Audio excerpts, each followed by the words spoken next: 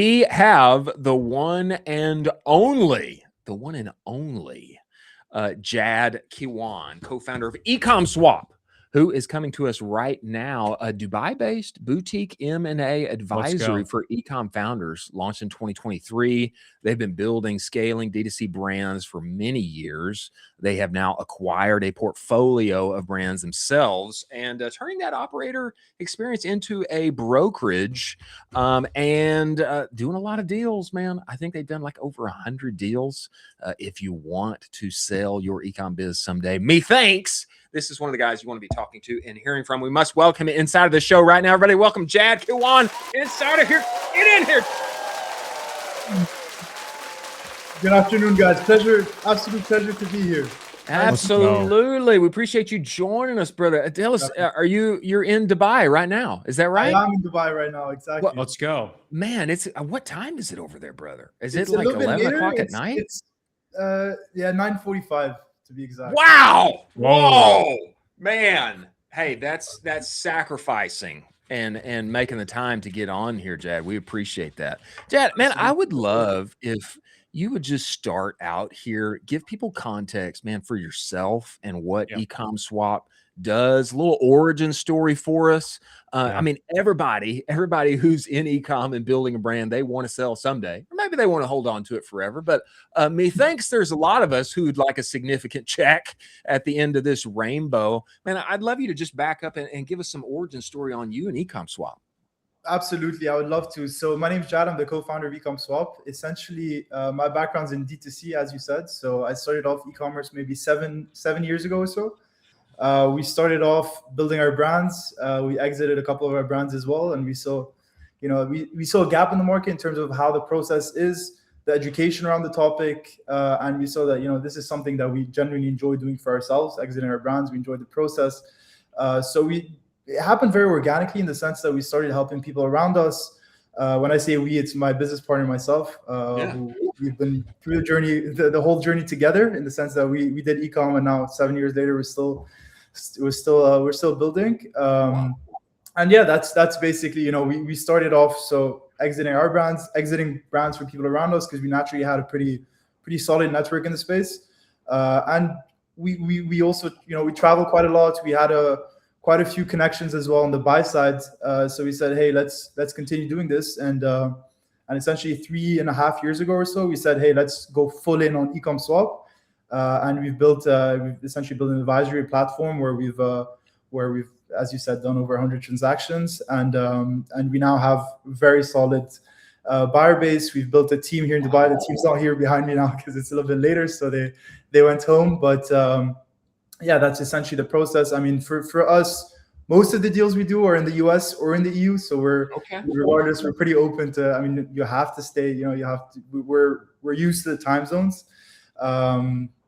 But yeah, I mean, it's great. I love it. I think it's such an exciting space. I think exits in general is a very exciting topic, whatever business you have, but in ecom specifically, I think it's just such a beautiful space where there's so many opportunities. It's been such an evolving space in the sense of 2020 to 2022, those huge boom, those aggregators, and then now I think the market's maturing a little bit in the sense that there's more high net worth individuals and sort of and strategics and just funds building up that are going very that are coming in the market. So it's been a journey, man, and it's a great space to be in, and I love what I do every day. So yeah, that's excellent. That's amazing. Could you kind of walk us through that process? I think a lot of folks don't actually know how an exit works. I would love for you to kind of walk us through the steps of an exit. For sure. So I think the first step is obviously to know where you're at in terms of valuation. So we can dive maybe a little bit deeper into what the valuation process is. I think that's a very important topic. Yeah, totally. Especially in ecom, where it's very tough to kind of give a median that's representative to the whole industry, because brands are built so differently. And we can dive into that. But the first step is obviously the valuation. So we help with kind of basically giving the valuation for brands. We have plenty of benchmarks. We have our KPIs that we use. Again, we can dive into those. And then once the valuation is in place, we then onboard the brand, where essentially we we create the SIMs and the materials. So the SIM is just the information memorandum, where we can essentially have all the information collected essentially in an efficient way. We ensure that all the financials are presented as well in the right way, in the sense that, you know, numbers need to be normalized in a lot of cases. There's a lot of brands that come and the numbers a little bit everyone. Is very important to showcase things how they are. And then we start the process where essentially we have what we've built that I think is really interesting is all of the buyers on our platform, all the buyers we have relationships with, which consists of high net worth individuals, you know, funds, whether it's PE funds, family offices as well, aggregators. We have a lot of strategics as well, which are doing a lot of deals, which I think is super interesting, especially strategics that are already in e-commerce and already have a good understanding of the space. So we presented to this network. All of our buyers have submitted proof of funds to us. So we do a very serious vetting process, and we have a very good relationship with these buyers. So that essentially allows to create a competitive process with serious parties. And then the idea is, you know, to kind of to showcase and get multiple LOIs in. So then we have multiple options. So it's not just, you know, in terms of, it's not always about the best offer. It's also about the best terms, because a lot of people totally. I exited for whatever that amount may be, 5x the EBITDA, for example, and maybe, you know, if it's 2x cash and 3x. So it's all about as well how the structured, what the normalized EBITDA that was taken into account was, et cetera, et cetera. So then we showcase, and the idea is to get multiple offers on the table so that we have, because I think that's, you know, create the leverage essentially. And then once we reach that stage, basically we go into LO, we essentially go, we help up to closing, up to, you know, up to the APA stage. Obviously there's lawyers, we're not lawyers ourselves, so there's lawyers that come in as well to help, especially with drafting and reading the APA, etc. But that's an overall idea. In terms of the timeline, it really how long does it take? That's I think a very good question. Typically for us, it takes around 60 to 90 days, which is pretty quick. That's fast. Pretty quick. Yeah. Again, depends on the deal size, depends on who the buyer is. The idea is through this competitive environment to kind of negotiate these terms in a way that's coherent for everyone. There's obviously a due diligence that needs to be done, but I think in any deal, momentum is the key.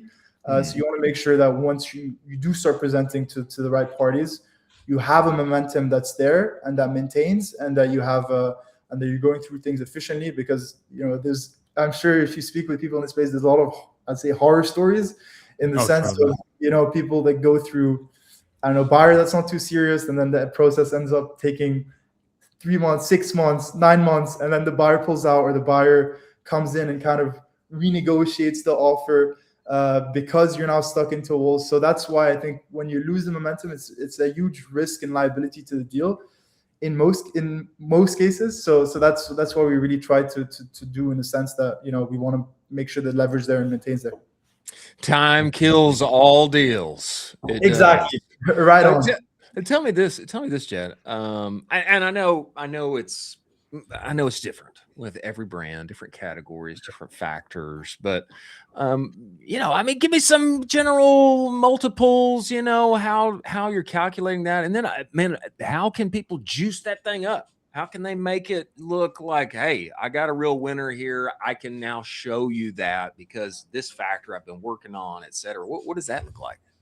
Great question. You know, I think just to start off on that point, I think a lot of the time, many times people come to us and they say, hey, I have a brand in X niche, you know, let's say I have a pet brand doing $1 million EBITDA a year. How much is it worth? And, you know, the reality is there's so much variability in this, in the sense that some brands are built almost like funnels, in the sense that, you know, there's just, okay, you have 90% of your ad spend on Meta. All the traffic is coming from there. You don't have enough defensibility. You compare that to another brand that has, you know, a lot of defensibility, has a huge LTV on the customers, has a diversified acquisition channels. You know, obviously the valuations on these two brands will be extremely different. If I had to give a range, I'd say between 2 and 7x the EBITDA.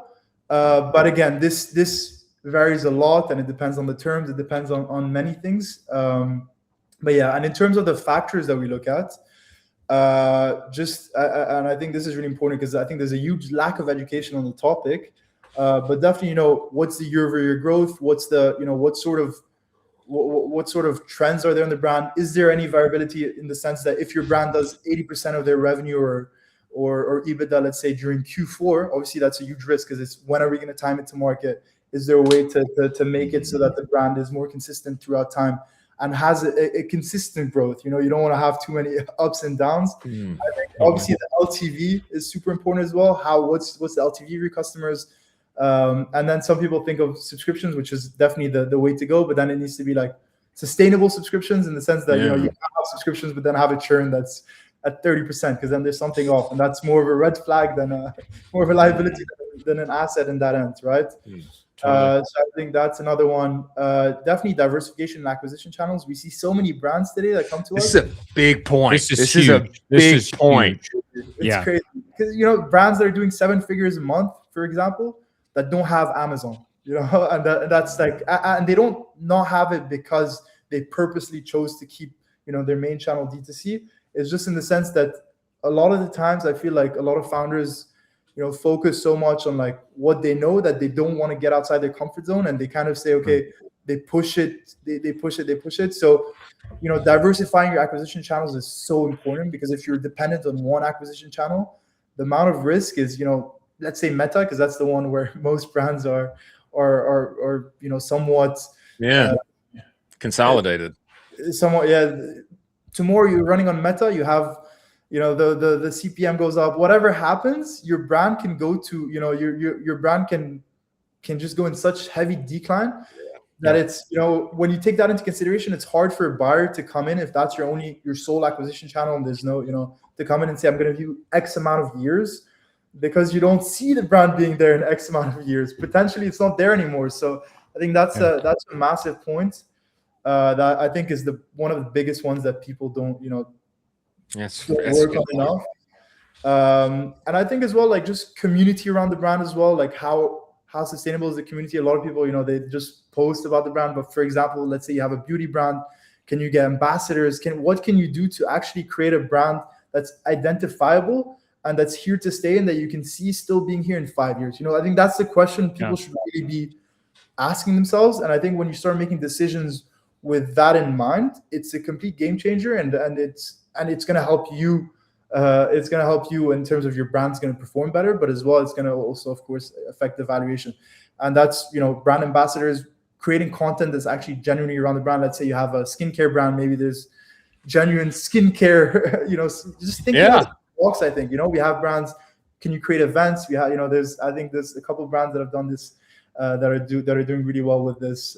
For example, there's a sport brand that's doing marathons. I don't want to give any names that we know, but and that's doing really well, and that's created a real community around the brand. So obviously that's something that's going to come in and create so much value.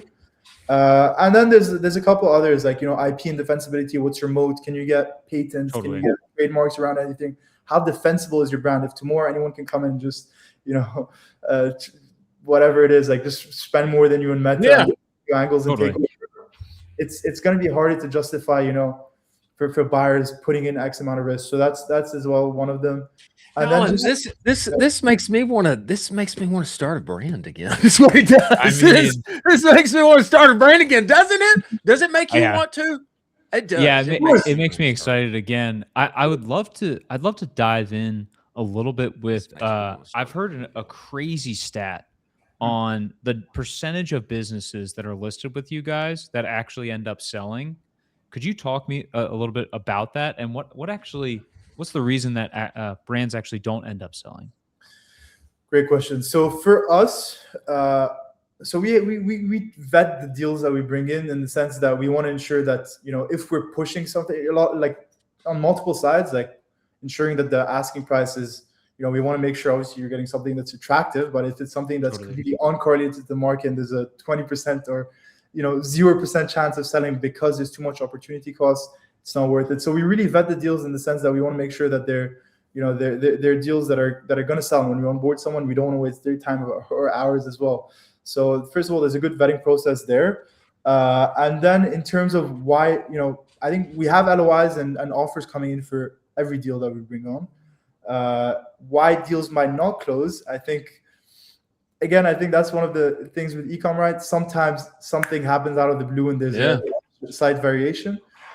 whether it's numbers going down or sometimes numbers going up a lot, right? Sometimes, for example, we had an LOI on a deal a month or so ago, and the brand was, I think this is actually a really interesting story, because the brand was doing around $30,000 a day, so just around the $1 million mark. Just around there, yeah. We had an LOI on the table, and we were just in the process of getting the APA. So basically the buyer was drafting an APA with his attorneys, which was being sent on a Monday. That Friday, I think sometimes it's that Friday the brand decided, and that's a great thing for the brand owner, by the way. I think hats off to him, because I think it's great, and we'll sell them down the line. But that Friday, for example, he started running. He basically pushed his ad spend, right? He was like, okay, I'm selling, I might as well test something.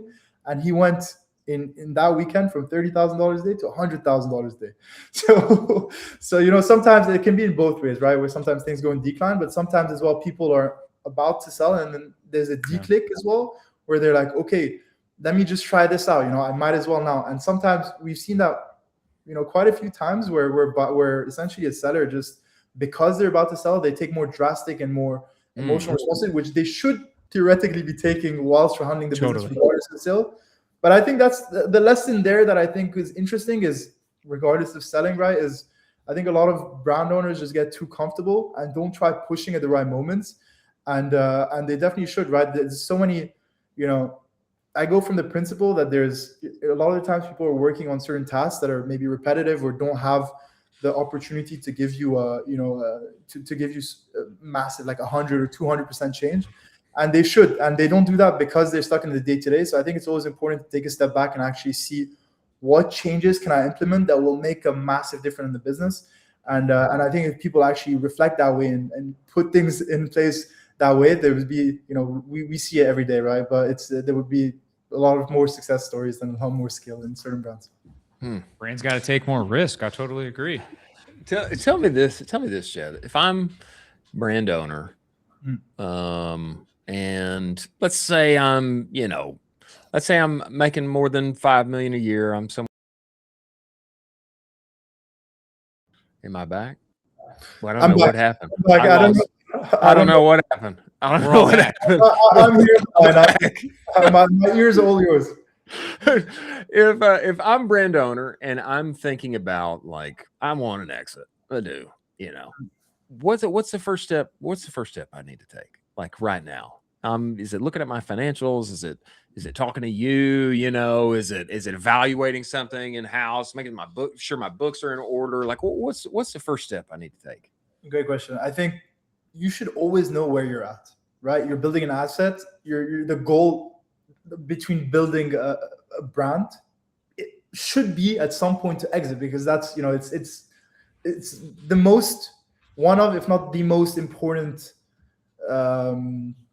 step in the life cycle of a brand, if not the life cycle of lives, in a lot of cases, it's life-changing money, right? So I think that should definitely be something that's back of mind and is being considered, and that's within the equation, right? So I think the first step would definitely be to understand where you're at in terms of valuation, to understand which points can make your brand stronger and which points can increase your valuation. Because if you know that early, you're obviously and you have that in mind, and you're making strategic decisions on your brand correlated to this, you're going to build in a way that's a lot more you're going to, first of all, it's going to help you, because typically these are things that help the brand, but you're also going to build in a way where when you want to exit, you have a business that's ready to exit, right?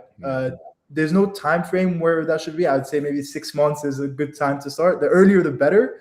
But I think that's the thing, right? So many brands just a lot of brand owners are emotional in the sense that when things are going well, it's not even in their head, but you should exit when you don't need to exit. When you need to exit, your leverage flips to the buyer, and you lose your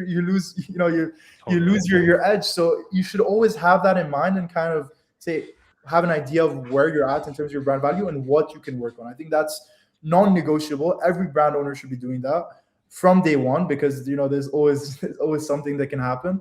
Because if you look at certain brands run almost like funnels, in the sense that they have no defensibility, and that's such a shame, where certain implementations can make such a big difference in the value. Just understanding where you're at, building understanding, educating yourself on what acquirers are looking for. In specific spaces, there's different things. It varies a little bit, but some of the points I said previously are very coherent in this. But really understanding, what is my brand worth today?